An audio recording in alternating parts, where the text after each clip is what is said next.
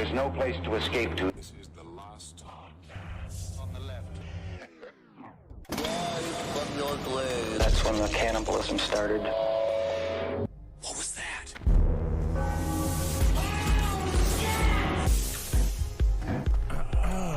Nice. Dahmer part 2.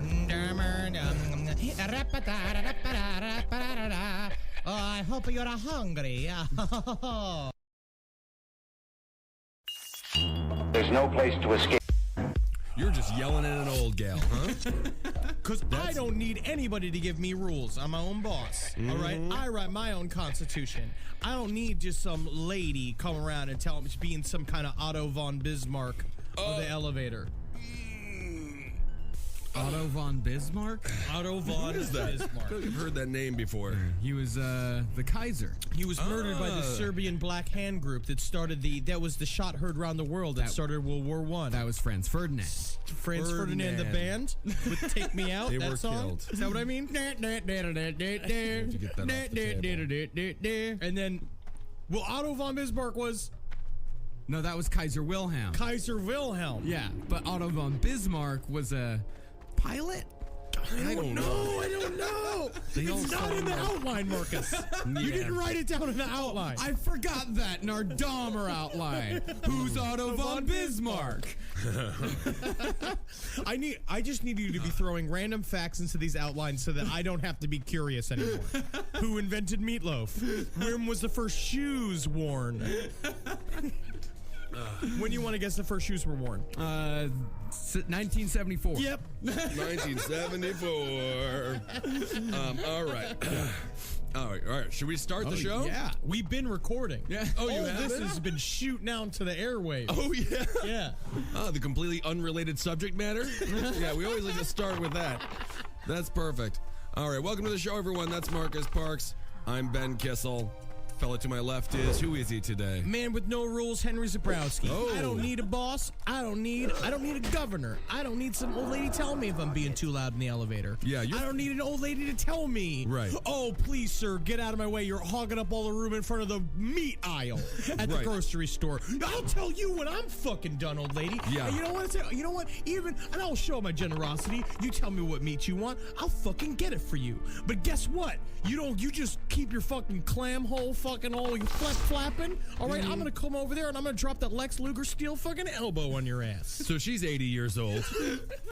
Maybe she's got some liver marks and she's I don't need with a a boss. walker. Yeah, but it sounds like you do. No, It really man. sounds like without a boss, you just yell at a bunch of old I ladies in a come meat from aisle. a long line of freedom fighters like Thomas Paine and Oliver Cromwell. Thomas Paine. Men, The Zabrowski Paine? Yeah. You're of the Zabrowski Paine family. Yes. Yes, I've heard this. Big freedom fighters. Benedict Arnold. Yeah. Thomas Hardy, the actor. I love Tom Hardy, the actor. Yes. Bisexual. I did not know that. Bisexual. Well, today's topic. We're back to a big hitter. We got a big hitter. Yeah. That's right. Oh, I caught the fly ball, mister. I caught the fly ball. It's an illegal Mexican. That was an illegal Mexican accent. That's very interesting. I wasn't sure which one it was. Today's big hitter, Jeffrey Dahmer. Jeffrey Dahmer. Thank God. We're finally getting to Mr. Dahmer. We're huh? absolutely. It's about goddamn time. The most been too sympathetic serial killer that ever existed. When I read about it, Marcus was even just saying how much he related to him, but that's just because he's lonely on the inside. Very lonely. And Dahmer was very lonely on the inside. He was lonely on the outside. Well, he had a mustache on the outside, and that always means you're lonely on the inside. Jeffrey Dahmer he could have been any kid in your high school. I remember this kid. He was kind of a lost, weird loser. We were a group of friends that we did the drama department in high school, and so we had a lot of friends, and we had like a big lunch table, and we always had these guys that would show up that were kind of off, that would do something funny and then leave. Well, we're gonna find out about Jeffrey Dahmer that he did the same exact thing. Class clown. Kind of a class clown, kind of a weird class celebrity, but then sometimes those guys go off to kill 17 male prostitutes, and sometimes they go off to be administrators of an IT company. Sure, sometimes they go off to war and they kill 37 and they get honored for it. But this song, we were going to play the song Beautiful Loser by Bob Seger. because I find it a romantic song. I mean, probably a little bit more romantic than Jeffrey Dahmer deserves. No, romance for Dahmer. Give Dahmer some romance. Oh, we'll get into Jeffrey Dahmer's romantic capabilities. He was very romantic in his own sort of weird, Would you say that? way. Would He you was say romantic. He's romantic. I mean, he's definitely the most romantic person ever with a skull that has like some skin fragments falling off. That he the was skull. sucking on it and jerking off while looking at it. Yeah, But the totally. other problem is with him is, but he never did. He didn't write poems. I mean, we make fun of the BTK. We make fun of BTK, but he wrote beautiful poems. No, but Jeffrey spoke beautiful words into the ears of the dead, so we'll never hear them. And I think there's something I to don't that. know. I think it was more being like, oh, your dick won't get hard. Oh, Your dick won't get stop. hard. Oh, come on. I keep yanking and pulling. I keep yanking and pulling. That's But your these Dahmer dicks are- accent? No, I don't know why I did it. Don't you know my dick? Oh yeah, I keep on yanking on your chain there, but you can't seem. I ain't getting no tree out of it. It's just a shrub. Yeah, no, come. So where do we? Let's go back in the way back machine and go to the terrible day when Jeffrey Dahmer was born. One of the better days in American history. He was, but again, 17 kills, one of the most infamous serial killers of all time. This is a bigger hitter than imaginable. This is probably the #1 serial killer of all time. I would say he's definitely the most a fun well one. known. Everyone knows Jeffrey Dahmer. I remember when I was a kid, we used to play Jeffrey Dahmer on the playground. And what was that like, Marcus? And it was- I think Marcus was the only one playing Jeffrey Dahmer. Everyone else called it King of the Hill or Runaway from the Weird Boy. I relate to this man. So what did you do when you played Jeffrey Dahmer? Jeffrey Dahmer is just like when we used to play Freddy Krueger, or when we used to So play. you just played this game. Yeah, just one game. Yeah, what was the Freddy Krueger game? Freddy Please don't Krueger's tell like me- one kid would be Freddy Krueger, another kid would be Jason Voorhees, another kid would be Michael Myers. Oh, and you hell go- yeah. And you go around and kill all the rest of the kids that weren't playing the game. This is Cool. before Columbine. You can't play Jeffrey Dahmer or Freddy Krueger anymore. But there's a way to do that you could get, because healthily, you sort of got it Not healthy. healthily out of your system. Yeah, it totally got. I've never killed anyone. Anybody. it's still in his system. It is his system. No, but are the mad ones not the ones who think it's not in everybody's system? The urge to kill is in every man. The That's ones true. for me are the mad ones, burning bright. All right, let's go to my home state of Wisconsin here. Oh no, it all starts in Ohio, my friend. Oh, he was born in Ohio. He was born I thought and it was grew up- West Alice. Nope, he was born and grew up in Bath, Ohio. Ohio, the land of beautiful women and ugly men. That is very true, but kind of like not. He was born May 21st, 1960 to Lionel Dahmer. Lionel. A very strange, emotionless chemist. Yeah, a very strange emotionless chemist, yes. And he was described as a hard worker, an achiever, but had very little time to actually pay attention to his son. You never see hard worker, achiever, and awesome dad Best like in dad. the same sentence. #1 dad. I was talking with a friend, one of the guys who builds puppets for Pretty Face. They were hanging out with Jim Henson's daughter, and they were talking about with Jim Henson's daughter about the basically, how great her dad was and stuff. And they were drinking late at night. And basically, she turned to them and said, "You try having Jim Henson as a father. I didn't see him from the ages of 7 until he died." I would have loved that. I would have loved that. My dad was a over the night truck driver, so he would go home, leave at 5 And o'clock. you're at not night. a serial killer. Not one yet. And I'm too big to be a serial killer, which is very sad. But then one day he's like, I'm switching to the day shift, so I'm going to see you a whole bunch more, Ben. And then I was scared, and my whole life was ruined that year because my dad was around. Jesus Christ. So I'd have loved to be Jim Henson's son. Rich, wealthy Ben Kissel Henson. Well, they talked about Jeffrey talked about his father as a highly controlling, a strong character that he said, and his mother was also very controlling, very strong, very neurotic. She was on up to 20 different medications for I think she was a hypochondriac. She was That's what they absolutely a say. hypochondriac. She was the same thing as my grandmother, where she would just go to her bed and just lie there for weeks at a time. Yeah. Yes, I had family. I had friends growing up, or like I remember his mom. I forget his name. His mom had like this. Jeffrey Dahmer just brings up all these stories from my childhood because he just reminds me of these people. I think Jeffrey Dahmer, anyone who's weird, who grew up kind of weird and who grew up a little bit of an outsider, anyone can relate to Jeffrey Dahmer. But again, let's not say he was awesome. No, he was not. He was a horrible fucking person who killed 17 people. Yes, but we'll talk about how that was almost unavoidable. And it gets to a point where it's just like you could have put him in a concrete square from the age of 5 on, where he belonged, but That's miserable. That's not how No, you keep a can't. human Yeah, being.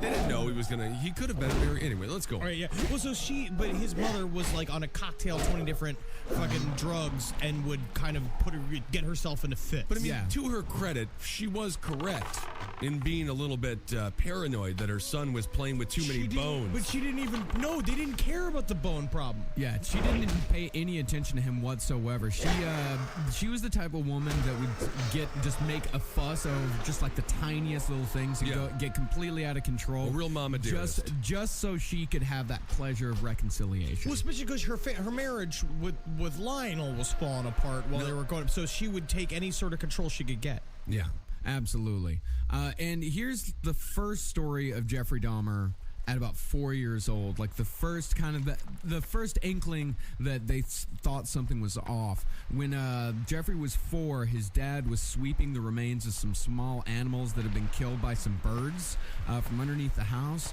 and Jeffrey he was compelled by this fucking pile of bones, like the sound of them. Can I play with the bones?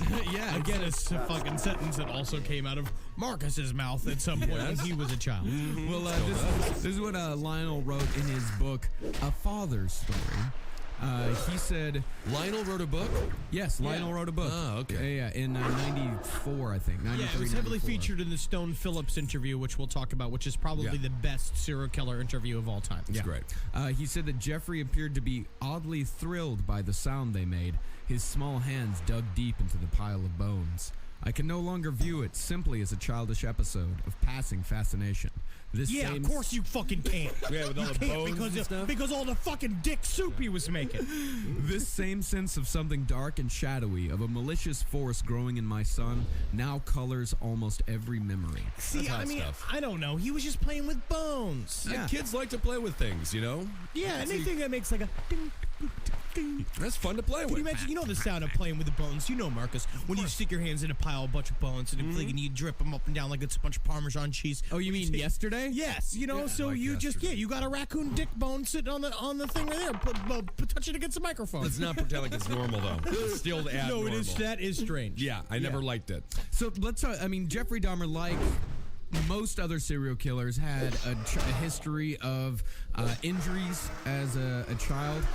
He required casts on his legs for the first 4 months when he was a kid. He had to wear lifts on his shoes until he was 6. But then, of course, later on in his life, he met Jenny. That's a Forrest Gump reference. Jenny. I would have loved to have seen Forrest Gump if it was about a serial killer. Oh, so much. Oh, such a my better Lord. movie. I made the smiley face T-shirt. Oh, that's pretty cool. I went to Vietnam, but when I went there, I killed some prostitutes. That's a much better story.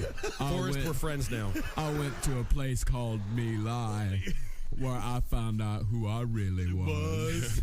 I am the blackness. The darkness.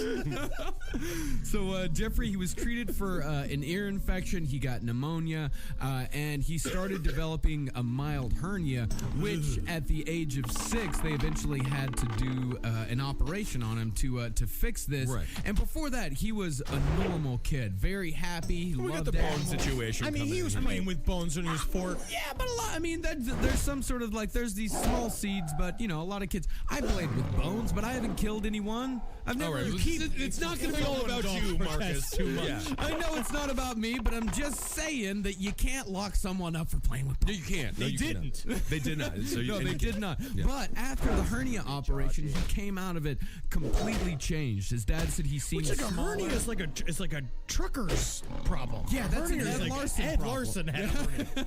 Yeah. Yeah, he said his father said he seemed smaller, more vulnerable. He grew more inward, sitting quietly for long periods, hardly stirring, his face oddly motionless. Because the trauma that he suffered during that is that, of course, something could have happened in his head. You know, back in 1966, shit wasn't all that great as far as medical advancements go. I mean, it wasn't that bad, but I think we got the hernia surgery down fairly well. Mistakes could have been made. You know, Well, you said anesthesia, he things was also like that. obsessed. He thought that for a while that his genitals had been cut off. Yeah, he He was upset. Yeah. He thought that all of his genitals were gone. He just See, didn't know. To me, that shows the first sign of he's not in touch with reality. Yeah. We took a bit. When I wake up in the morning, I know for a fact I have a penis. Do you though? You I have touch to it. check. I yeah. go, but that's how you know if you have a penis or suppose. not. I go right up. I go into, because what I love to do is I play this game called Sprinkler, where I stick my pinky up inside my penis hole and I pee out the sides of it. See, even though it's your pinky, which is their smallest digit, it's still a very large digit to put into a small hole. Quarter size. Yeah, interesting. And so I. You really but let it go, huh? But you have to know you have a penis. You gotta know it. So I feel like that's about a 5-alarm Zabrowski piss fire right there. We need about 5 Zabrowskis to piss that one out. But no, Big hoses. I feel like that shows his first problem with reality. Yeah. And so in 1966 as well, his mother got pregnant. She stayed in bed for 6 months. Yeah, typical excuse. I'm pregnant. My feet are swollen. Ankles hurt. Does that mean you have to eat all the roast beef? Do I have to deliver you everything in the morning? I with just some see more like orange juice. Kissel family home transcripts. Oh, yeah, roast beef every dinner, huh? Every meal, huh, mother? Because you're pregnant? You fucking bitch. Fucking bitch, mother. Yeah. For some reason, they decided to let Jeffrey name the new baby. That's nice, though. I've Yeah, heard of it's this. nice, and he named him David, which David Dahmer is a great name. David The problem is Dahmer's a great the first name was Hamsteak. Yeah. You know, can't and the call him second one was like, oh, I want to call him Chef Boyardee's favorite. But that's a long name. It's Jeff. really weird. But the funny thing about David Dahmer is that in our entire story, he shows up, I think, one more time. And David, for all intents and purposes, has vanished off the face of the earth. Where's David? He changed his name. He doesn't want to be related. They're known as Jeffrey Dahmer's Come brother. on, though. Think of all the autographs you can sign, all that With who? sweet, sweet bush you can get. Yeah, from all the Dahmer fans. He's want the runoff. I don't even want to meet Chris Farley's brother, and Chris Farley is my idol. If I meet Chris Farley's brother, I'd be like, oh, hello, Lesser Farley. Great to see you.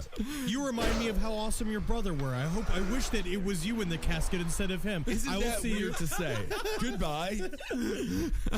But the problem with David Dahmer coming along is Jeffrey was already being neglected by his parents, but when David was born, he was essentially forgotten completely. He was Cool. abandoned by his parents. Again, and look at this. He wasn't a serial killer. Because David was taken care of. Yeah, Jeffrey was, Yeah, David was actually taken care of. David was the one that they loved, which we see. Because he was the better kid. Yeah, which He we was the also- one that doesn't love the bones. Well, we saw this with Gary Ridgway as well. Yeah. That he was the oldest, but it was his 2 younger brothers that got all of the love and attention. Because, of course, as we know, Henry, as you know, oldest child is the first draft. Yes, absolutely. Yeah. All the mistakes are made on the first draft. Yeah. You have to and you learn how to do it better with this. You have to give more love to the other kids. The older ones, it just better be real strong. Because Yeah. if it ain't strong, it's going to be a serial killer. Mm-hmm. Or a senator. No, being a senator is a very good thing. No, it's not. Very good. You know what you have to do in order to be one. Yeah. Ben Kissel.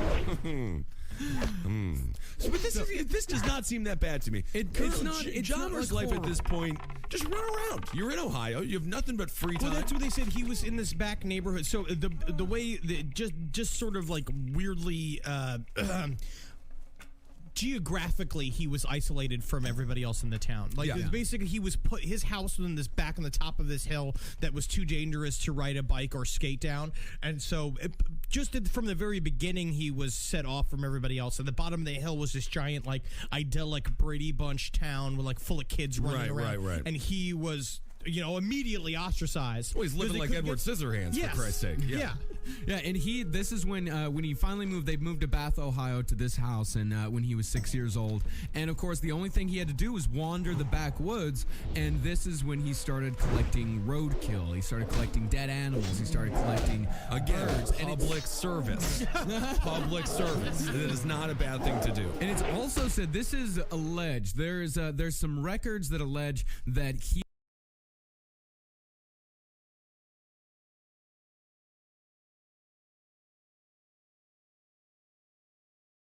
Backwoods, and this is when he started collecting road.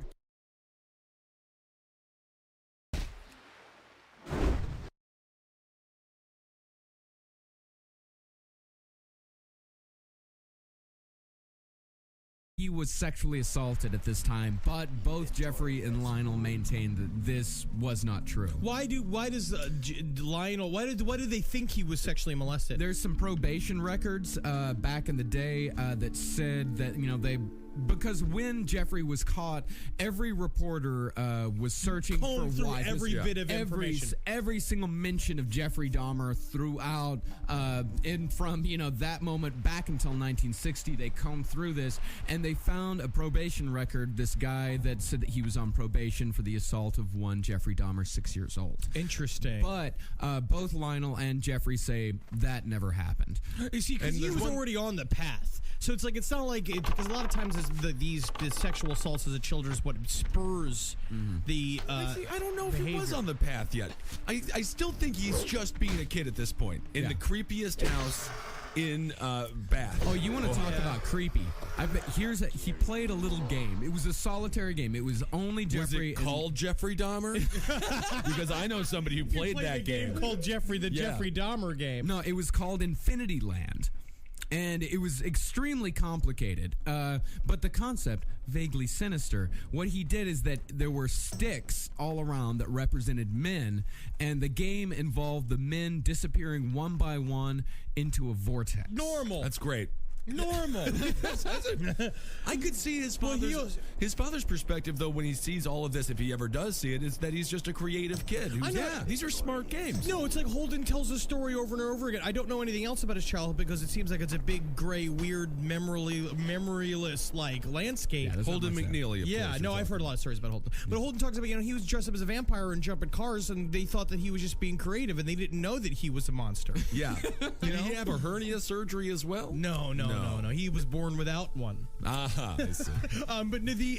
But he played this game and he had a shed.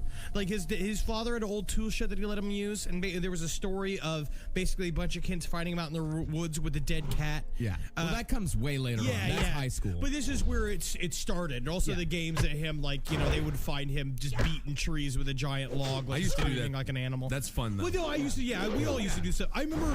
I keep thinking of the.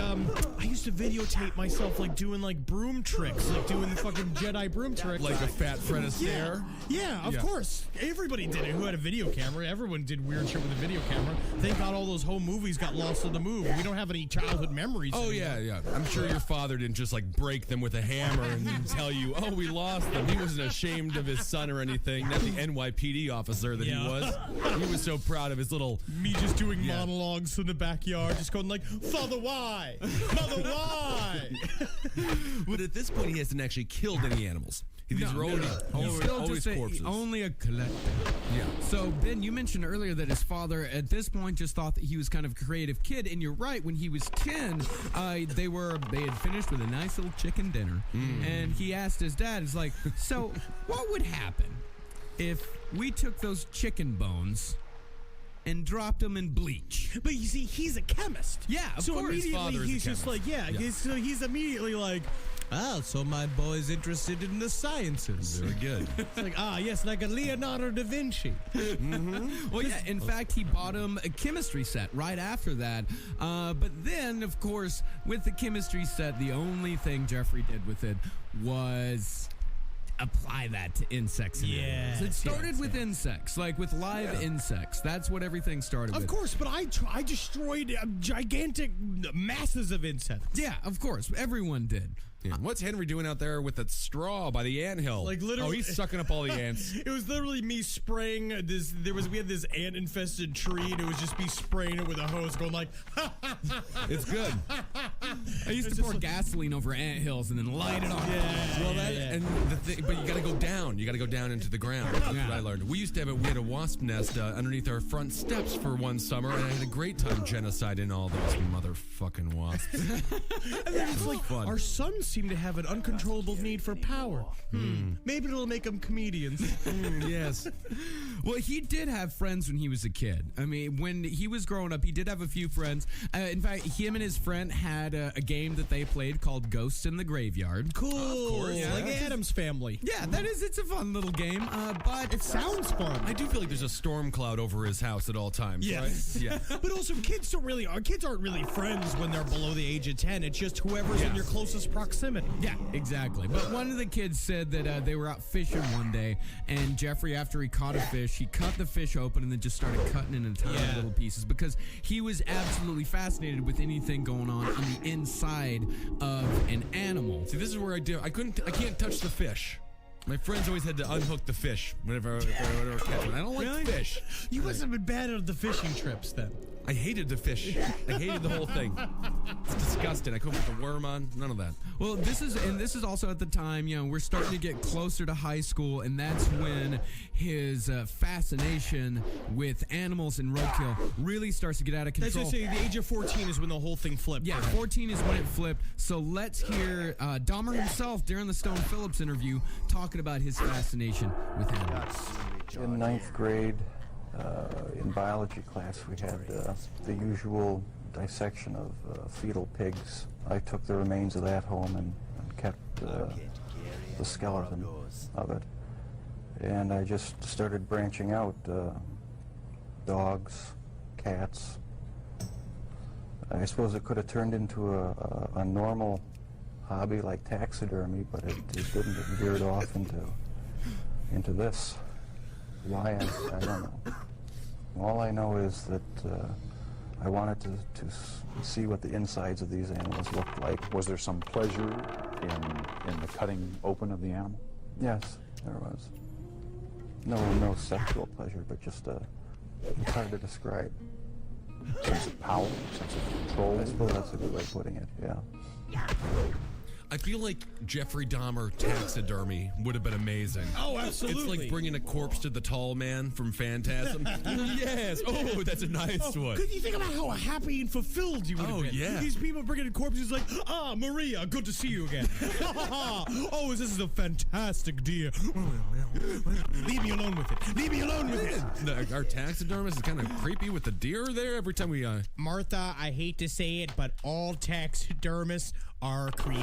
Oh, okay. All right, that's how they're supposed to be. If they're not that way, they're not doing their job right. Okay. All right, let's go to the Brat Festival and hang out with our son, Bradley. I intend to get too drunk to drive. But I drive anyway. So now we arrive at high school. But then Lionel's father, Lionel goes on to say after he talks about this, and he literally, because it's like his father's just standing there stone-faced during that whole fucking interview. 2 hours. For Really? 2 hours. Yeah. But he's just like, he says the same thing. He's like, I would understand if you wanted to see the guts the one time, but it's all the other times. It's all with the guts. Yeah, so you continue with the guts. So right now we're in high school. What's fascinating about Jeffrey Dahmer, what's actually great about it, is that we have more than any other serial killer in history. Jeffrey Dahmer is the one that we have the most insight into because he's the one that has the most witnesses, the people most willing to talk about what kind of person he Well, was. it's mostly because he was such an approachable guy. Yeah, Like, he had friends. Well, he was boozing the entire time. He's at 14. Well, during around this time, he started to fall in love with the insides of animals. By the way, did you ask your teacher to take home the pig? No, you steal What do you the do? pig. You steal the the pig. Yeah. Yeah. Yeah, you take it out of the trash Do you mind can. if I take this home with me? I don't. Yeah, I suppose you just take it out of the garbage can there. But yeah, But he was boozing up at this point. oh my God, he was had talking pockets so full of much. He gin started at and- 14. Like they said that he wore this army fatigue jacket. He was a cool kid. Yeah, I mean, A guy to buy Midwestern standard army fatigue jacket. You got a little flask of gin. You're 14. You're kind of a cool kid. Yeah, but he didn't have a little flask of gin. He was powerhousing bottles of Yes, he was. scotch. Yes, he was. Yeah, he had an army fatigue jacket where he kept a little bottle of scotch. He also kept a bottle in his locker. On one occasion, a classmate asked him, he was drinking gin at this moment. He was drinking gin, and they asked him, what is that? And he just said, it's my medicine. I love that this guy, it's almost like Benjamin Button. He's like a 70-year-old man. It's my medicine. No, can we get back to learning the ABCs? I feel like I've also heard you say the same thing while you're like blackout drunk. Yeah. One of his classmates, she recalled a moment when they were sophomores in high school. It was 8 a.m. and Jeffrey had a styrofoam cup full of scotch, and she said, I sort of smelled his cup and I thought, that's interesting. And then he just sat there in class and drank scotch. But somebody could have taken that 16-year-old kid and asked him, why are you drinking scotch? He's Spicoli. He's one phone call away from ordering a large anchovy pizza. He's a cool kid. He just could have made one step towards being awesome, but he didn't. Instead, he was fantasizing about the jogger that was running past his house every day. Yeah. Right. Yeah. So he was he was a class clown. But what he was drunk. Well, we said he was a class gimmicky celebrity. Yeah. And he was the guy that everybody loved to make fun of. They would put him in the back of yearbook photos, and then everyone get all upset. Like the guy who wrote My Friend Jeffrey, but Durf Brad Durfman. Durfguck. I think his name's I think he just goes as Durf. Yeah, but he's a cartoonist who wrote, basically he started drawing cartoons in high school and basically created this character of Jeffrey Dahmer, and for their high school they became their unofficial mascot. Yeah, which we had kids like that. Well, now was Jeffrey one of those kids who would be like, here's a worm, $4 on the playground, and suck it down and stuff like that? Was he doing things like that? Not really. He was more just they would get him to do really weird things because he had, as they say in the book, his mother had this interior decorator that used to come over and over again to the house, and the interior decorator had cerebral palsy. And so he used to do this impression of the going like, would you like to buy some drapes? Yeah, you go, bah, bah. And they even had a name for it. They called it doing a Dahmer. Yeah, they described his his sense of humor as bizarre, weird, and oftentimes cruel. Maybe a little bit morbid, huh? Kind of a morbid guy. And I have a list of some Dahmerisms from the book. Yeah. So he was a nice celebrity there. No, he was just like this is how he found any sort of acceptance. He would say stuff like, they have a list of just stuff he'd say, so it would be like, bah! Hello, is Jack there? What you knowin'? Give me flap. Stick pile. Duck waiter. The eminent Dr. E. You would say all this weird shit, but I had friends that would do stuff like this. Has anyone seen Bruce? Ha, there's Bruce. This has been known to have been said to be true. Oh, yeah. This has been known to have been said to be true.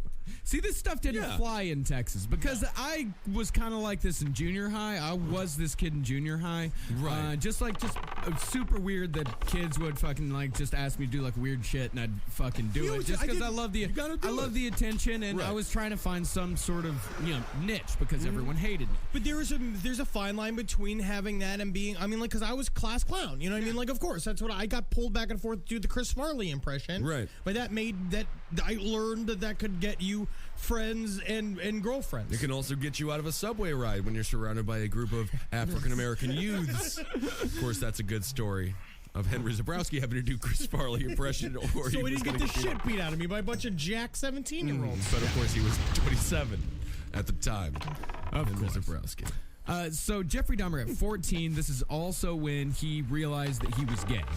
Of course. Yeah, of course, that, as most people do. But the thing is about it is that, back to the fetal pigs, when he started to jerk off, he would think of the fetal pigs. He would think of the mutilated animal remains. Right. So because that was more acceptable to him than being gay. Yeah, so when his sexual awakening started coming, when he did realize that he was gay, when he would think about sex, it became fused, these violent images became fused together in a way that was just completely intractable later on in life. We talk about this all the time. Every one of these, it's pretty much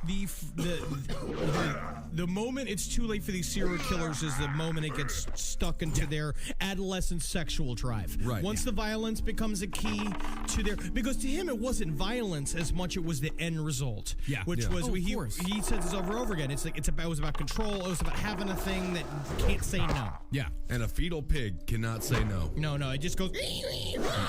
like if it was alive. That's it. So at this point, he's being validated for all the wrong reasons, right? He's just acting like a total freak. He's getting boozed up all the time. And he's jacking off to fetal pigs. Yeah, absolutely. And and he also had his prom date. I mean, how many times do you get a testimony from a serial killer's prom date? It's beautiful. Yeah, it's rare. beautiful. I can't even got a prom date. I didn't get a prom date. Wait, he got a prom date with Bridget Geiger. Bridget Geiger sounds beautiful. Why didn't I get I was class clown. I was the rowdiest and the loudest. But I got those too. It sounds like you were an uncontrollable drunk. No. It was 360 pounds. That was terrifying to people. Shut up. No. I can't. Dahmer got a. Whatever. I'm over prom. The fact that I had to go alone. I had a good goddamn time that night. Well, Dahmer didn't give a shit about prom because in the middle of prom, he just left to go get a hamburger. Yeah. He left his date there. He went and got a hamburger, came back to pick her up, and there was just fast food wrappers because I guess he'd ate 2 or 3 hamburgers. This guy is so cool. Fuck it, babe. I'm going to get a burger. This is the Fonz. This is the Fonzie move. And now he's Jughead. Oh, he's the best. Boozed up. Everyone loves the him. way you're looking at it. It's the other angle that you're looking at. It's from the other angle when you look at, how it was all just a cover. He was wearing a vague human mask to cover a vat of deep, dark secrets. Yeah, right. Well, some people say that it was very possible that Jeffrey was autistic. Sure. Yeah, that he was autistic. I mean, the 2 diagnoses that I kept seeing over and over again was autism and borderline personality disorder, which borderline very much makes sense. It's a definite feeling of like impropriety. It's not being able to read people's emotions. You know what I've also heard is a really accurate description I was reading about. It's like a disease called being wackety schmackety. Oh, wackety schmackety. He may have had that disease as well. And if you want to talk about impropriety and a desire to connect with others but having no idea how to do it, all you have to look at is his first obsession, the jogger. Yes. Now, the jogger is creepy as shit. What he used to do is he would sit on the side of the road and he would watch this jogger that ran by his house every day. And he would Tight just bottom. sit there. Yeah. Tight balls just flipping up and down inside his tiny red shorts. Oh, yeah. Broad chest, thick This was mustache. Early 70s, mid 70s at this time? This is by the mid to late 70s. Yeah, so he's got those high shorts Really like people short used to wear. shorts. Yeah. Oh, yeah. Thick, coarse blonde hair up his tight thighs. And so Jeffrey, he's sitting there every day and he's just watching this guy from the bushes just sweating. And then one day he decides, and so he's starting to get these violent fantasies and they're starting to get stronger and stronger. He said too, it's like the way it started was like it wasn't killing them. It was the having them. You would just see him dead in his bed, and he'd just like jerk off just thinking about him being dead in the bed. Yeah. And so one day he decides he's going through with it. And he brings a baseball bat to his little hidey hole. But that fucking jogger, so goddamn lucky. I don't know if he was hungover or what, but that day he did not jog past. The first day in months that he did not jog past. Yeah. And so he lived. I mean, I Sometimes think in the jogger still would have been fine because Dahmer was probably, half drunk on his own, and then he's just chasing after him with a bat, and then the jogger's just like, I'm so much in better shape than you because you're just a drunkard. The big thing about him, though, is that his father got him obsessed with weightlifting at a very young age. His father was saying to him, "Hey, you should do something physical." So Jeffrey Dahmer had been lifting weights since he was 13. He was like 6'4". He was fucking huge. Yeah. Jeffrey, that was like they never understood why because they used to call him Dumber. They used to beat him up and call him Dumber, of course. And like all of his friends in high school would say the same thing of just being like, we were all just afraid for the day that he'd snap because he was built like a fucking tool shed. Yeah. He was huge. Yeah, his friends in high school said that he was either going to snap or most of them actually just they just assumed that one day they would hear Dahmer killed himself. Yeah. Like that was the most likely scenario that everyone assumed that, a couple years down the road that Dahmer would just end up dead from a gunshot wound. How does that conversation go? Like, honey, I think Jeffrey's a little bit strange. He seems to have like violent tendencies and loves bones. What should we do? What was it, honey? I'm sorry, I was looking at my newspaper. Let's get him stronger. Let's make him stronger because let's get him more dangerous. Yeah. This is the guy that you just, only yogurt. I signed him up for a katana blade class at the local Japanese auditorium school. Let's get him real nice and dangerous, huh? And, of course, Jeffrey Dahmer, he graduates high school. Very high IQ, very low grades. Did he have a high IQ? He did. Yeah, he did have a very high IQ. But I'm yeah, sure he wasn't doing homework. He No. wasn't trying very hard. No, he was just he was drunk. He was beating down his fucking creeping in fantasies of the dead. Yeah. Every Do you single think night. If homosexuality at this time was more accepted, he wouldn't have had to go to the pig Maybe thoughts. it's with He could have just thought about a male rump. But then later on, when we're gonna see when we get to it, is that when he was finally like out and about, like he had such a hard time meeting and talking to people. Yeah. That's what drove him to do it. Yeah. It wasn't that he was afraid to be gay, because he started going to gay bars later on. I know where he went, Mad Planet, where I used to go all the time in college. What was the other one? There was Club 219, which Club is like, 219, yeah. Jesus. And Come on, we get guys. into the Milwaukee stuff. I had a friend who actually got to meet him. He was a Michael Jackson impersonator, and he shook Jeffrey Dahmer's hands. And Jeffrey said, "I loved your performance so much. Do you want to go back to my place?" Yeah. It was my friend's friend. He said, "Absolutely not." No. Thank you so much thank you for being a fan. But that's what I'll see ya. Yeah, he used to just go to this gay bar and just, I love the way you moved. You want to go back to my place? And that was it. Those were like the only sentences he ever said. Cool. And then he would just get him shit-faced drunk. Yeah. Which is Wisconsin courtship. Yeah, you would have been born if it wasn't being shit. I would have gone home with him. So it said after he graduates high school, 3 weeks after he graduates high school, his parents are going through a horrible divorce, an absolutely terrible divorce. He's been essentially abandoned. He's been living at home alone for 3 months, and he's out of high school 3 weeks. And So- that's when the first murder occurs. Do we want to hear? Yeah, so we'll hear from Jeffrey Dahmer how his fantasies built to a reality. Here we go. From 15 on, I had this reoccurring fantasy of meeting a hitchhiker on the road. And Stay away from taking him hostage and doing what I wanted with him. About 3 years later, I was 18 years old, Greetings, man. driving home. What you want? I saw this hitchhiker about a mile from my house. I thought to myself, should I stop and pick him up, or should I just keep on going? I wish I just kept on going, but I didn't. Turned around, picked him up, and Talk to me. that's when Busy. the nightmare became a reality. Damn. And this is, you know, he pulled what serial killers like to call pulling a large march. Yep, pulling a large march. Pee-wee's Big Adventure. Yep. 18-year-old Stephen Hicks had decided he was going to hitchhike his way to a rock concert. We don't know which concert. Oh, that's too bad. yeah, Never we got don't there. know. Come on, Unfortunately, who yeah. could have it been? Yeah. Bad Company? It was one of those terrible bands. Yeah. So we don't know which concert it was, but he was hitchhiking back. Jeffrey Dahmer picked him up and said, like, hey, you want to go back to my place for some You're gonna beers? come back to my place. That's it. He said, let's go back to my place. Let's have some beers. You know, I've got the whole house to myself. They go back. Jeffrey said that he has no idea what they talked about leading up to actually the sex. He just says, we got drunk, we had sex, and the guy said, like, all right, well, I'm gonna get out of here now. Like, I gotta go. I already did all the shit I'd never wanted to do before, but somehow ended up doing it. So, you know, I'm gonna go. I'm gonna question my fucking choices out on the highway. But I'll see you soon, buddy. Yep. Just gonna get back to hitching then. Very good. So Jeffrey and don't go. and at this point, yeah, he said the guy wanted to leave, and I didn't want him to leave. No. So then he stays. Yeah. So then Jeffrey hits him with a barbell, you know, from his weightlifting set. And after a brief scuffle, they started wrestling around. Jeffrey hits him again, knocks him unconscious, and strangles him. Yep. And strangles him dead. And so the corpse is down on the ground.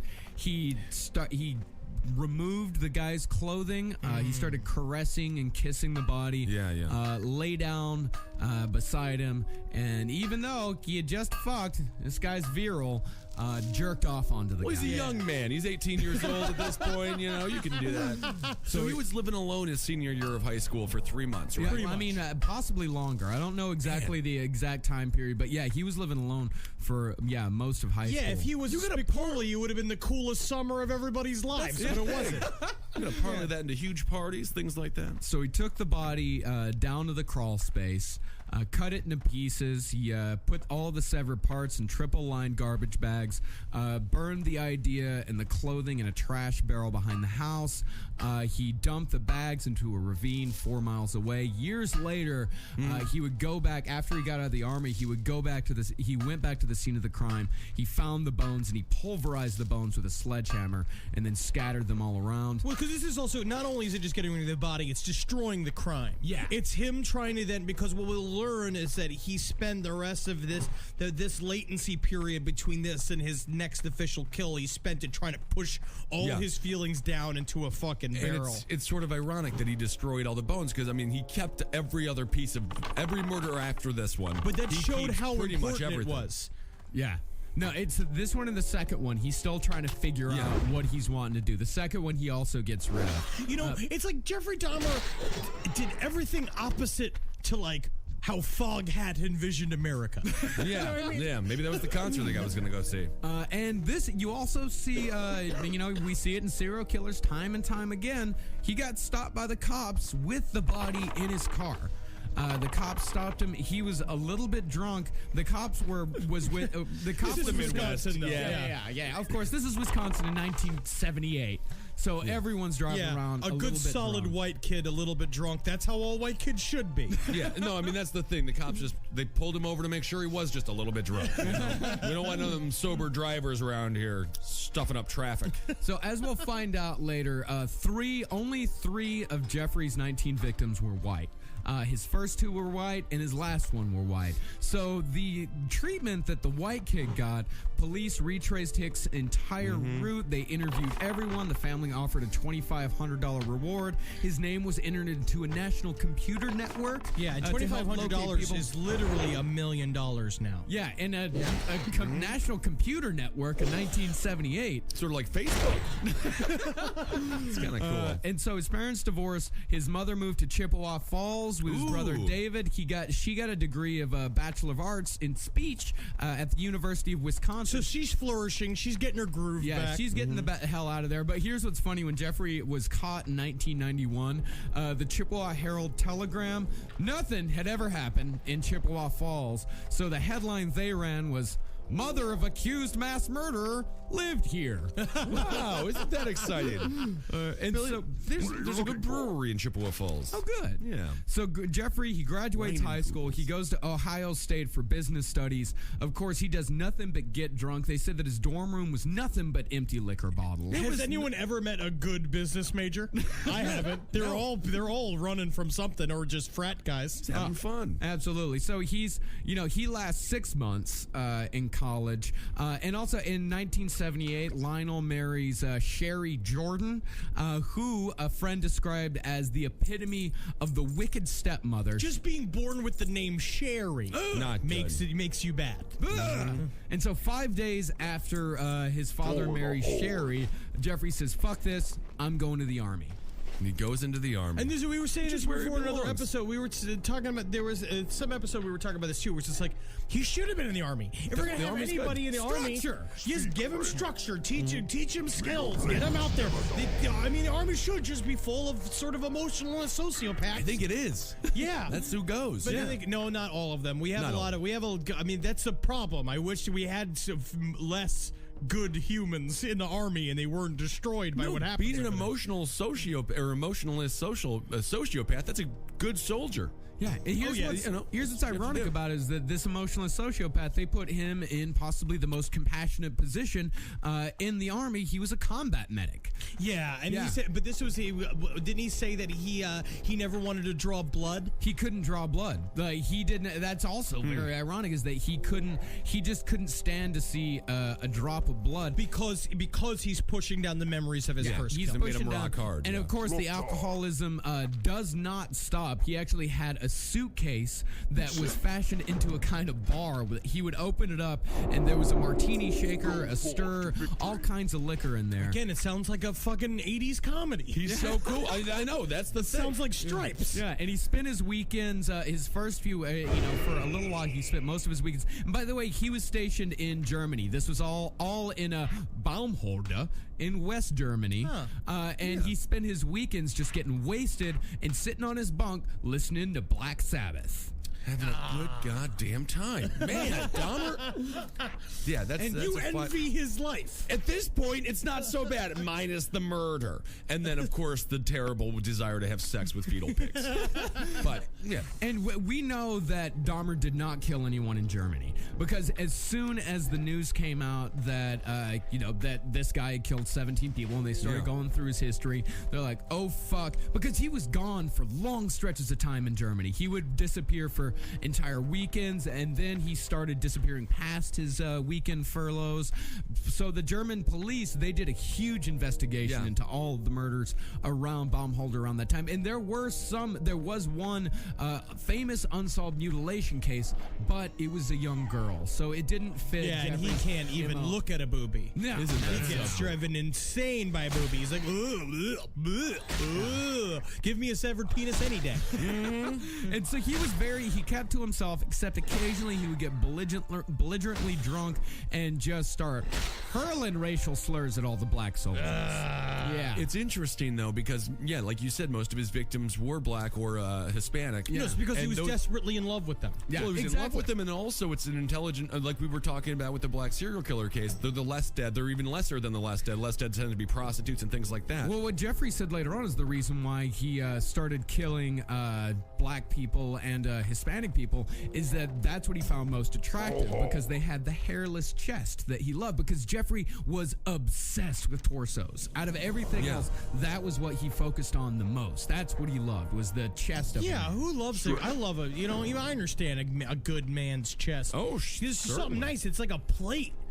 It's like a big old serving tray. When you get up there, the nipples are like two little fucking Swedish meatballs. You go ding, ding, ding, ding, ding, ding, ding, ding. You stick your finger in the belly button. Oh, I know everything about a men's chest. So with 9 See months everything left, as a plate, huh? Yeah, you could deliver some food on that. Yep. But excuse me, I gotta go to drive my car, which is like a little moving restaurant. So I'll see you it's like a soon. little plate. I love that plate over there. You can put a bunch of hamburgers. That's a book? That is a book. Yeah, you can put food on there. so Jeff, too drunk for the army, was discharged Oh, with that's the name of a Pauly Shore movie. Jeff, too drunk for the army. He was discharged with 9 months to serve, and as he was leaving his bunk, he turned around and turned to his bunkmates and said, "Someday you'll hear about me again." Yikes. Which I kind of like, of course, as he was drunk all the time, I kind of see as more like, you haven't heard the last of old Jeff Dahmer. Then just gets in the Jeff? car. Jeff, if you could please just go. Fuck you. I know. Okay, yes, fuck.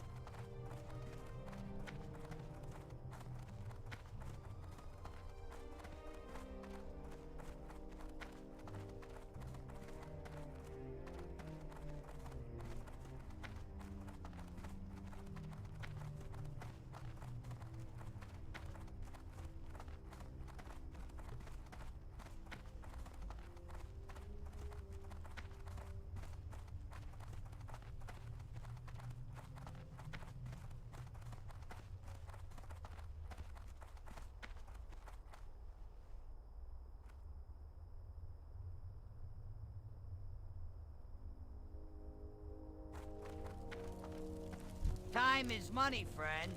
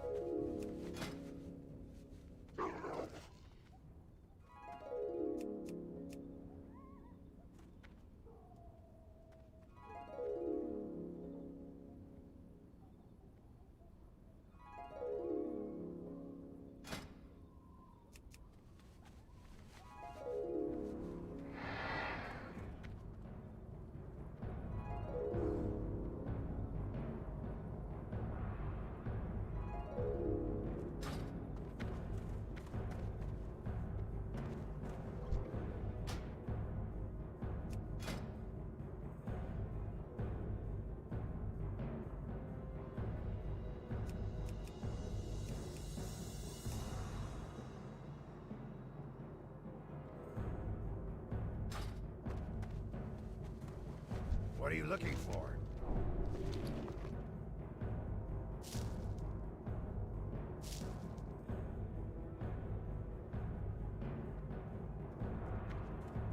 Strength!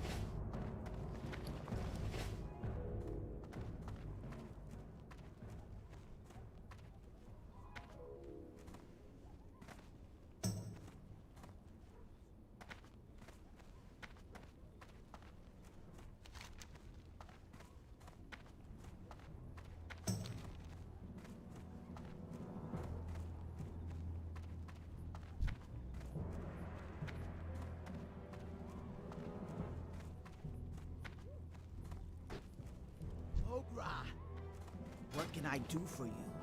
May your blades never dull.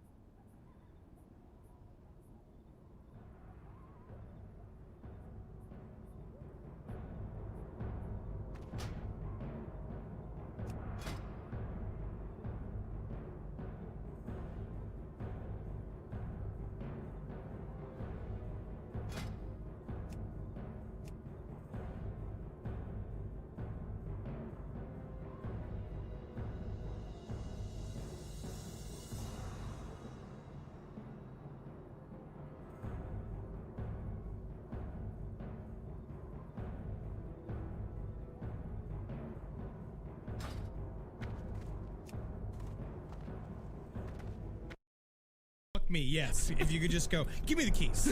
Yeah, his squad leader, his name was David G. Goss, drove him to the airport, and he said in a conversation, he said, there was something bugging him in Germany. I knew he had a troubled past, and I knew he had something that was gnawing at him. He'd say there was something he couldn't talk about. So they and put he's him- correct. You know what you do when some guy who's drunk mumbling about something that he can't talk about? Don't pick at it. Don't pick at it. You don't need to know. You don't need to know that information. because if he tells you- If he was super wasted, he'd just tell you. If it was a thing that he could, that it was like a fun secret, Yep. he'd be telling you over and over again every time he got drunk. But because he's not telling you, it's a really dark one that you are then implicated. Yeah. Usually you don't want to talk about like, oh, I saw my mom. I walked into my mom and my dad having sex. And it was so gross. Like that's something you might bring up. But you'd even laugh about it. But then you can laugh about it. Sure. I mean, Well, but it's all if like you, you'd say you try to remove your own ribs so you could suck your own dick. Like that's like a bad secret. yeah, That's a bad one. that would be interesting though. Yeah. Yeah. Would it be? Well, I mean, yeah, don't pry too much though, because if Dahmer tells you that he killed a bunch of people, now you're involved and you got to do work. You got to do a whole bunch of work. Yeah, now that's you paperwork. Yeah, it's not fun. And so after being discharged from the Army, they gave him a ticket to anywhere he wanted to go in the continental United States. And So, where did you choose? Miami, Florida. Wow. Did he have the mustache at this time? I don't know what the Bienvenido. I think maybe, a lot of guys get out of the Army, they grow facial hair. It's a natural reaction. He's down there. He's right next to Cuba. You know what I mean? I bet he's got one of those white shirts on with the embroidery on the sides of him. He's eating plantains. Well, I don't know. Maduros. I mean, it's more like he's working in a sandwich shop and living at a seedy motel. Yeah, and kinda so fun, though. Miami. So he gets evicted from the motel, of course. He lives on the beach for a while. Figures after a year, Miami isn't for him. Moves back in with his. What do you mean to say he didn't get along in Miami? He didn't get That's along so in Miami. crazy. I thought but it's the land of butts and fluorescent swimsuits. I think people. well, the No, he's a difference is- simple Midwest guy. It's Yeah. too much for him. And like, he likes the idea. He's like, oh, I hear everybody jogs in Miami, but then he didn't realize that they jog real fast, and like they're all muscular. And he's like, he needs a fatter guy to, try to all slim he did down was to the get tiny summer boys. weight. Yeah, that's true. Yeah. And so he moved back in. I just hate the way I said that. Yeah, I know. You know? All he did was the tiny boys. Yeah. All he did was the tiny boys. Bing, bing, bing, ba-ding, da-ding, ding. I just picture him sucking down a huge margarita Coconut- drink. Yeah, just coconut in a drink. coconut. Yeah. I just can't get drunk enough on rum. Isn't that It's just something? too much rum and Midori in this. Yeah, too much sugar. I think it's something with the sugar. I got to go back to Wisconsin. Yeah, and he does. First he goes back to Ohio to live with his father and his stepmother, and of course he doesn't stop drinking. He's unemployed. He's getting into bar fights constantly. He broke a Right. couple ribs. He's getting gashes all over his face, and of course his father says, "I can't handle him anymore. My bitch of a wife is fucking talking about him all the time, getting on my ass about it." I'm going to say Sherry was right about this one. You think? Oh, so? yeah. I think her son is a sociopath. She also had a nut against David too. She had a nut against David. Let's just say David didn't do much either to help the situation. Yeah. All right? This is like, we literally, because it's like if anybody could have reached out to Jeffrey, it probably could have been him. Yeah. If a brother came, that's his like. It's not a you know younger when brother's job to save his older brother from killing a bunch of people. I would say you know your brothers better than they know themselves just because you've been around them for so long. Yeah. If you saw them doing something real crooked, you'd at least tell mom and dad. Yeah, I You do suppose so. something. But anyways, it's just like, but yeah, Sherry was right. Because Jeffrey Dahmer was also probably like drunk, like just staring at shit half the time. Oh, He's, yeah. like, walking around just going like, the bodies just won't go away. You know, like just saying just the random sentences like that. Definitely. So he moved in with his grandmother, Catherine Dahmer. And that's not depressing at all. No, this is when he he- 23 years old at this time? Yeah, he's about 23. He just left Miami to go live with his grandmother. grandmother. in Go on. West Alice, West Wisconsin. Alice. This is when he shows up in Wisconsin. He lives in his grandmother's basement. He gets a job at the Milwaukee Blood Plasma Center, which is strange considering how in the Army he couldn't even prick someone with a needle to draw Yeah, now blood. he's wearing bags of blood like they're an eye mask, falling asleep in the back room. You know, telling me like, oh, you guys want to make a raspberry milkshake and then cut and slicing them open and throwing them all over each other. Yeah, you know? exactly. So in 1982, life was pretty uneventful for a little while, but in 1982, he was charged with drunken disorderly conduct, and according to the police report, he did lower his pants in the presence of approximately 25 people, including women and children. children. He really ramped up. Yeah, that was at a state fair, by the way. But that wasn't for erotic purposes. He was just blackout drunk. and Yeah, he moody was at just blackout everybody. drunk. He was fined $25 for that. That's it? Yeah. Different times. Yeah. Different times. Wow, $25 for a moonin'. $25, yeah. And so 4 years goes by, and in 1985, and I think this is when we should end part one. That's when he gets a job at the Ambrosia Chocolate Company. Yeah. Oh, there's bones in chocolate. There's bones in the chocolate. Now, this doesn't say almond chocolate. I don't know. What It's is just it? like, it kind of tastes like a knuckle. Yeah. Don't ask me how I know. You know how much he got paid at that chocolate factory? How much? One last little fact: $9 an hour. Unbelievable. That's You know how actually much Above that is minimum more than I wage. made when I worked at the Strand. Yeah, That's great. And that's 85 money? That's yeah. about $15 an hour. I checked inflation. It's $19.96 an hour. No shit. Yeah. Unbelievable. Good inflation check. Yeah, thank you. That was the best inflation check I've ever heard. Yeah, he worked the night shift 11 p.m. Wow. to 7 a.m. 6 nights a week with, and this is very important, Saturday evenings off. Oh, yeah, because that's when Saturday night is all right. It is. All right. Well, that's Dahmer for you right now, episode 1. God knows how many parts we're going to do this in. Yeah. But This as soon could as we very well start- be 3. But it's really is true. It's just like it brings up a lot of feelings of nostalgia. It's like this is the guy that just nobody saved. This is the man that nobody saved.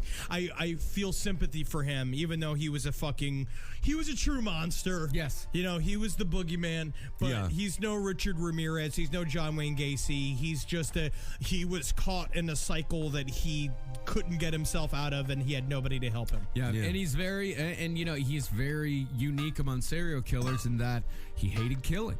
The killing he had, wanted to get. That's why he had to get blackout drunk to do it. Yeah, and I think that really sets him apart as extremely mentally ill. Yeah, I was gonna Very say, mentally ill it's because processor product killers. Yeah. and he was a product killer. He could have been a good guy to work at the morgue, something like that. I mean, he would get fired. No, I he mean, would make there it was through the morgue. I mean, there was a time when he was 17 and a local teenage boy died, and he attempted to dig the teenage boy up, but the ground was too hard. Midwestern winners. and tomorrow is my birthday, May 1st, which is the #1 satanic holiday, Walpurgis night. So please, in my honor, go and enjoy yourself by dancing naked outside of your home. Well, Jeffrey Dahmer did just get If arrested you're and fined over the- $25 for If you're doing that at over a the state age fair. of 18. Again, still illegal to dance outside naked. And they're not going to understand your explanation. But I listened to a podcast, and there's a fat one. The fat one told me to dress naked. You know, all I got to say is that's when the cannibalism started. That's podcast over. He's getting pulled into the cop car. So maybe I'm wrong. But I'm just saying, or at least, you know, just drink a lot. Do something. Do something something. to have fun. Yeah, just to have fun. Just have a good time. All right. That's there. Yeah. So that's the first episode on Dahmer. At Marcus Parks. That's right. At Henry Loves You. Yep. On Twitter. I am at Ben Kissel. And Hail Satan. Hail Satan. Hail yourselves. Heil Geen. Constellations. Hail me. And a hail Dahmer. Hail Dahmer. Hail Dahmer. I hope he's up in heaven having fun sucking Beethoven's penis. Yep. Put it in a pot, you get the onions and simmer, and then, hey, guess what? You sit down and you eat the penises. So it's mostly just Asian boy penis with onions. then. Onions and penises. That's it. All you need. No green peppers or bell peppers in there. No, nothing like that. Onions. Salt and pepper. No. No. Onions. Just onions. You get this sweet salty from the semen all crusted onto their pubic hairs. Sure. So you put the pubic hair in there. Oh, you have to have the pubic hairs. Oh, okay. And the balls in a different stew? The balls are the best part. How Okay. they fall apart into strings. yeah. Manjo banjo. The It's manjo fun. banjo. I'm just being Greco-Romanti here, human chef. Yes, I see. That's Henry Zabrowski, of course. It's part 2 of Dahmer. I hope you guys are all sitting down with a big plate of spaghetti to ready to listen to this next episode.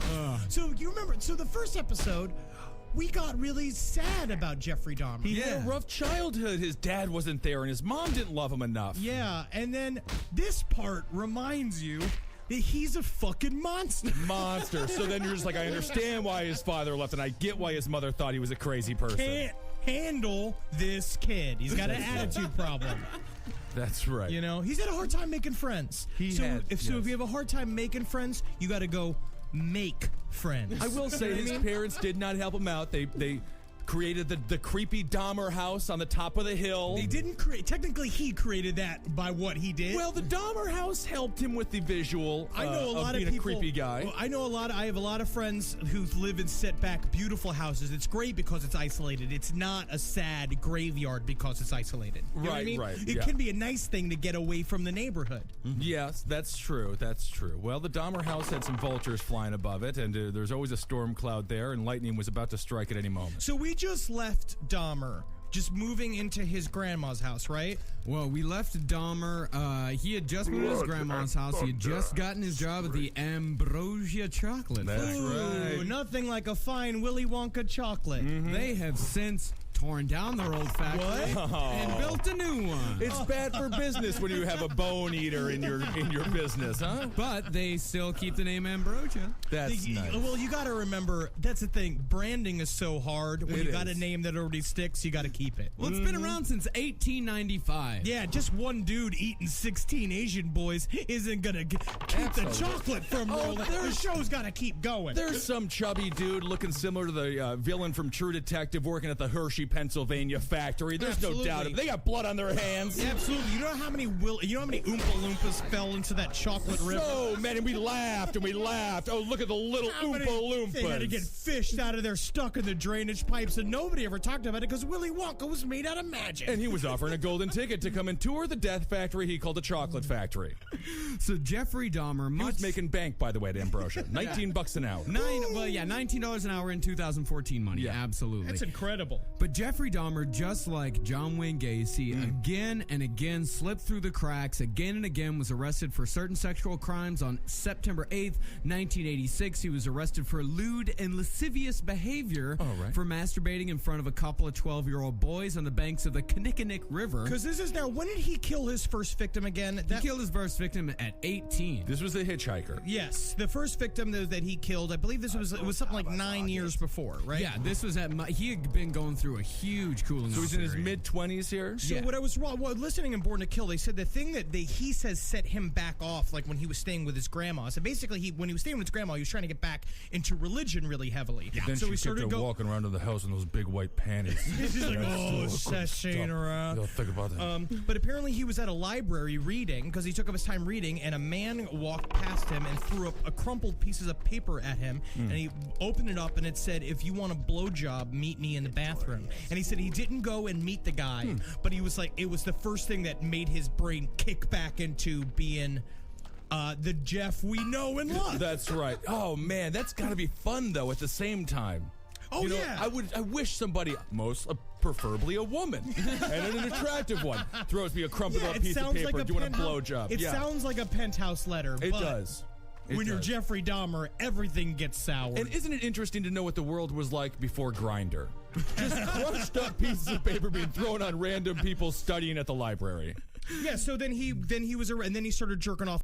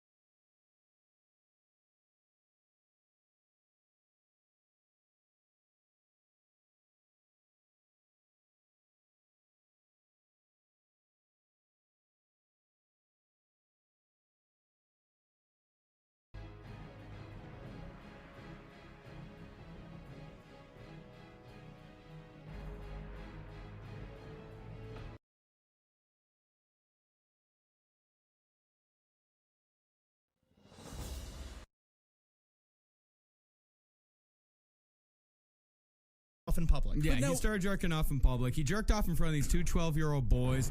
They just laughed at him. Which is so sad. Oh, so sad. Oh, I mean, at the very least, you want them to look scared. Or, Yeah. Like, Well, one of them asked him, was like, "You having a good time?" And he goes, "Yeah, I'm having a great time." Yeah, of course he is. He's fully hard. Right. Yeah, if he was having a hard time, he'd just be like, he'd be soft, going like, I can't. No, But he you was guys are- ready to go. Yeah. But now this is what was so interesting with that. He doesn't like alive people, and he doesn't really enjoy young boys. This is per about se, does he? deviancy. Yeah. Okay. Yeah, and being drunk all the time. So he's loaded off a Schlitz. Oh, yeah. Every moment of his life. Yeah.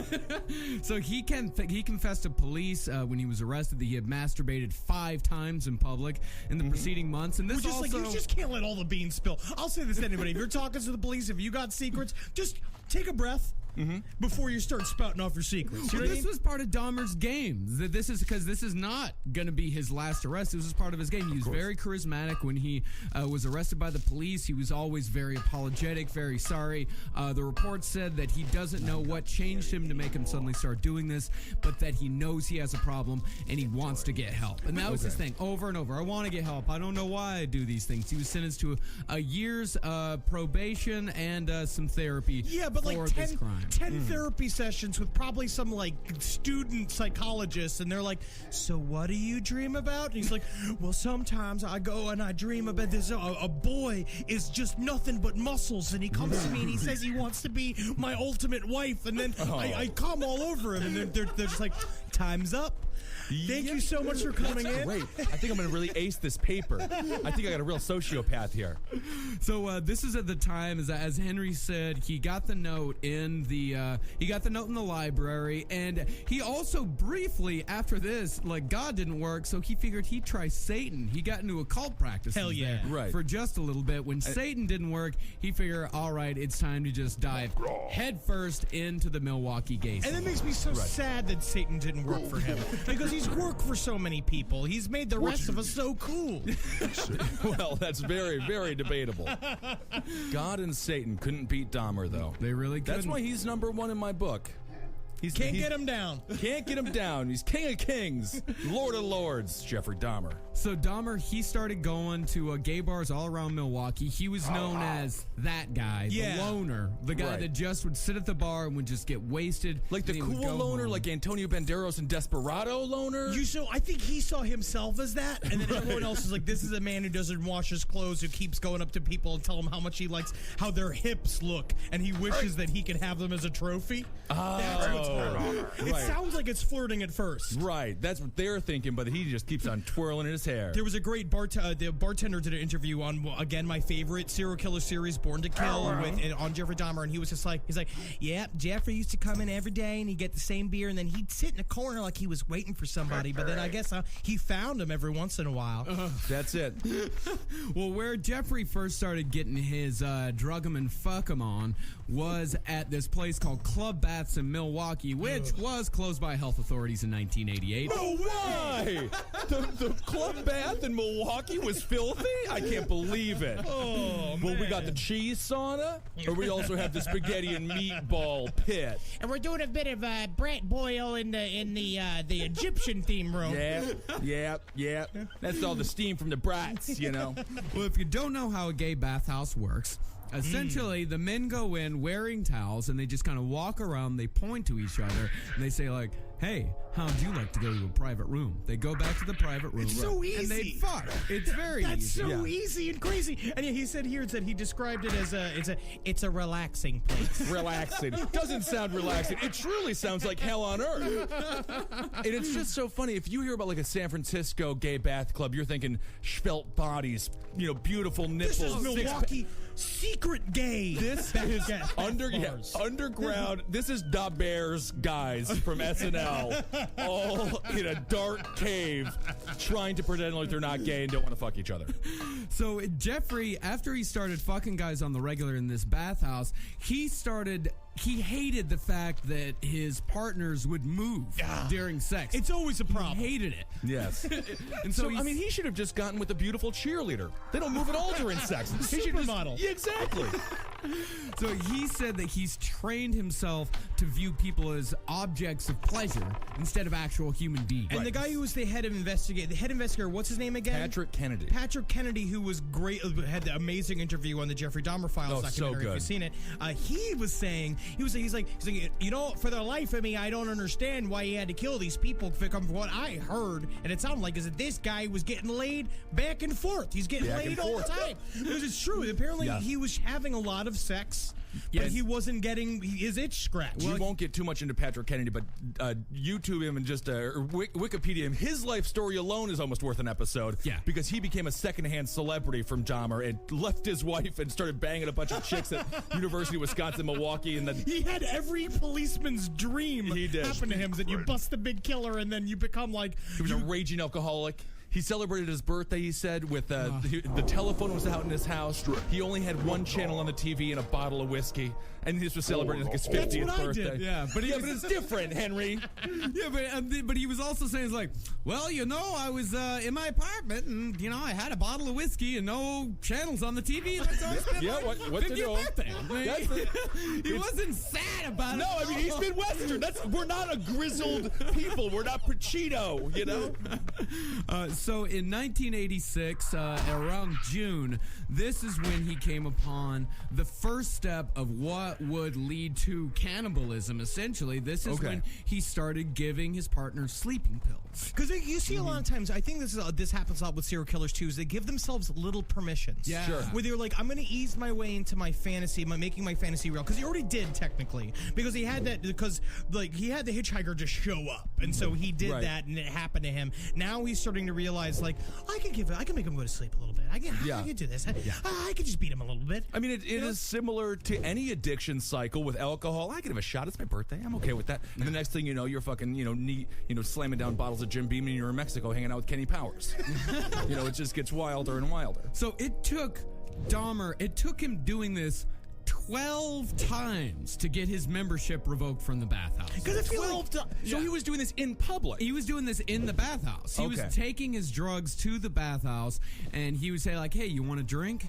And he'd put the sleeping pills in the bathhouse. There was one instance where a kid almost died because he gave him too much. No, Right. it does seem like, not that it's okay, but it does seem like this is a common thing.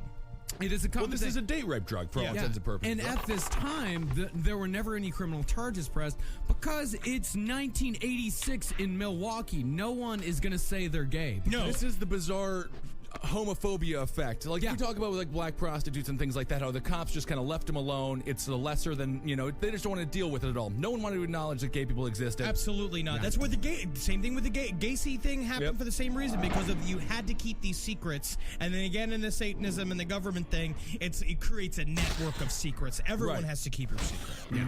So Dahmer, after he has his bathhouse membership revoked, that's when he starts taking people back to either hotel rooms or to his basement in his grandma's house.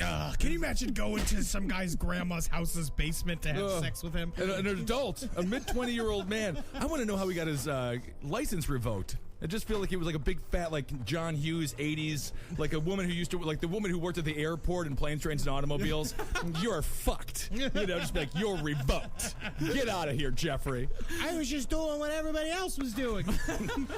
And this is also the time when he's really trying to get his shit under control. This is when he stole the mannequin from the store. Which is a nice compromise. I wouldn't be surprised if nowadays they do have all those life-size dummies that are meant to that are meant for sex. I wonder if that would have alleviated at least a couple of these murders. You were talking about on this. Were we talking about on this podcast, or were we maybe talking about in the live show about there's a problem with live dolls about being returned all fucking cut up. Oh, The people return, basically they get them and they slice open their fucking bellies like they're looking for some organs. Right. And then they fucking send them back being like, this one didn't have any organs. yeah, this And they're one's like- broken. So That's a bad day on the job. Can you imagine that your job is to return? accept returns at the live doll from factory? human sex dummies? What do you know? Oh my! well, Grandma made Jeffrey return his sex doll. Yeah, because She found it and she made him throw it out. I love it. He's sort of living like what was it, Maximilian from Confederacy of Dunces? Yeah. Is it Max? No, it's Ignatius. Ignatius, yeah. You don't understand me, Grandma. Get out of here, Grandma. Why, this mannequin is among the most boisterous things I've ever had the pleasure of owning in my life. Can you imagine Grandmother? Grandma finding his semen-encrusted fucking mannequin torso? You know that he'd put like a wig on it or like something like Probably to make a it knife through its chest. And she's just like, Jeffrey, leaving his toys around. She's a 67-year-old grandma from the Midwest. She has no idea what could possibly be happening to that mannequin. No, she doesn't. And you know who else didn't have any idea what was going to happen to him? Stephen Tuomi. Yeah, Stephen Tuomi got the surprise of his life. Yeah, and the surprise of his death. Am I right? No, you are. Yeah. Thank you, Marcus. Thank you, Henry. It was in November of 1987. Stephen Tuomi, 25 years old. He got picked up at Club 219, which was to become one of Dahmer's 3 favorite pickup spots. He was from Ontonagon. Is that correct, Ben? I don't know. You pronounced it so bad that I have no idea what that would be. Ontonagon. Ontonagon, okay. Yeah, I think it's pronounced Antonagon. That sounds right. Yeah, there we go. Antonagon. Yeah. So they both went to the Ambassador Hotel, which Classy. Classy. It is classy. Yep. It was a heroin hotel. Oh, a seedy rooming house. Yes, a seedy rooming house. Yes. And so they got wasted. They passed out. And when Dahmer woke up, Tuomi was dead. Blood was pouring from his mouth, and his chest was completely crushed in. Now, this is where also- Dahmer had beat him to death with But his Dahmer fist. doesn't remember doing any of He this. said he did it, remembers none of it. in a full blackout state, and he said he woke up, he was surprised that he had done it, that he had not prepared for it. And again, this shows the tremendous physical strength that Jeffrey Dahmer had. Because his parents put him in Weightlifting martial arts school. and weightlifting school, which is insane. So Dahmer, he bought a suitcase from the nearby Grand Avenue Mall, which is also coincidentally, he picked up a lot of his later victims at Grand Avenue Mall. He put the corpse inside, called a cab. He took the corpse to Grandma's house, unpacked it, masturbated on it. Have you heard the story too? Is that when the cab driver picked him up, like, this is totally true. Cab driver picked him up, was lifting the bag into the back of the cab, and he's like, "Hey, buddy, what do you got in here, buddy?" And Jeffrey Dahmer was like, "Yeah, I do." And they were like, I'm telling you, the sense of humor in the Midwest can be too good sometimes. because because he probably had a long, full, just like yeah, it's in there. Yep. You gotta open it up and take a look at it. We'll just put it in the trunk. These guys. So the next morning, Jeffrey takes Tuomi's body. He severs the head, the arms, the legs, the torsos, fillets the bones from the body, cuts the flesh into tiny little pieces, puts the flesh in plastic garbage bags, puts it outside with the rest of the trash. He smashes up all the bones with a sledgehammer. Took him about 2 hours. Which is to pretty do the quick. I whole mean, thing. he's a pro. Well, this is also him out of sheer desperation. Right. He did not expect to kill this person. He didn't think he was going to. But of course, again, little permissions. You kind of build yourself up to it. You kind of put yourself in the scenario where it'll happen, and then you'll be surprised at what happens. Of course. Right. But he was just trying to get rid of the evidence. Well, not completely, because God, man, he I just did. pictured him listening to Sunday Morning, coming down, just drinking a beer on the bed, just sitting there with the corpse, just be like, Sunday morning. man, weird. Well, he wasn't trying to get rid of the body too much, because this was his second kill. Was also his first attempt at retaining a trophy. He took. Okay. He kept the head wrapped up in a towel for about 2 weeks, and then he boiled the head in a mixture of a cleaning liquid called Soilex. I've never heard of Soilex. I've never heard of Soilex It just either. sounds like it's a thing you specifically use to melt flesh off of your body. And that became Soilex. He did use that throughout his career. It was Soilex and bleach. Hey there, Steve. You want me to boil you to get the skin off your face? Oh, yeah, Jeffrey, yeah. They always say yes. Get the Soilex, Jeffrey. You are funny, Steve. Yeah, that scenario comes up later. But unfortunately, he boiled it in Soilex and bleach, and it rendered the skull very brittle, and it wasn't, he couldn't really use it. He was using it to masturbate with, but it was falling apart. He overcooked it. He overcooked it, yeah. Isn't that sad? Yeah. It's just the stories of a beginning chef. When I was first teaching myself to cook, I burned things all the time. But Right. now you just get into a groove. Yeah. Well, the funny thing, or not the funny thing, but he, okay, yeah, it's kind of a funny thing. He was never charged with this murder because they were never able to find a body. Investigators, they even considered charging him with failure to report a death, Jesus which Christ. in Wisconsin is a Class B misdemeanor. A fine not to exceed $1,000 or imprisonment not to exceed 90 days. Oh, well, he could have gotten off easy The then. 80s were different. The 80s were just a different time. Yeah. And this is, I think this is a very interesting thing because this is Dahmer's first kill after 9 years. And he says that he blacked out, and the Dean of College of Criminal Justice at Northeastern Gave him double secret probation. Ooh, well, you can't kill a horse in the goddamn guy's office, you know? That's an Animal House reference. His name's James Allen Fox. He had something fairly interesting to say. He said maybe his victim said something to him that made him block out what happened. Even to a serial killer, some things may be too traumatic to remember. It was the 50 Schlitz. It was the 50 Schlitz, the pills he was taking, and the whiskey. Hey there, buddy. You ain't gonna make me into a human lamp, are ya? Yeah. No, just a porridge. So after this is when the killing truly begins. This is, again, this is him going into full berserker mode for the first time. Yeah. He'll do it 2 times Yeah. in his career. And this is him just, school's out for the summer Yep. for Mr. Dahmer. He's having fun now. Yep, 2 months later, he met 14-year-old Jamie Doxtater outside of Club 19. Jamie was a young kid who used to just cruise outside of the bar. At 14? At 14, this happens again and again. Man, we made movies with my friends in the park at 14.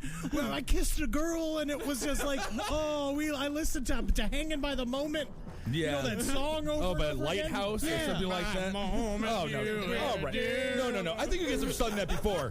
If there's a fan out there listening, try to find them, listen to them, whatever. I don't want to Song this think summer about it. was Drops of Jupiter. Oh, terrible stuff. That's when I was 14. But this is 87 now? 87, yeah, So he's around listening 87. to Twisted Sister and Motley Crue, some Guns N' Roses, some real good shit. Yeah.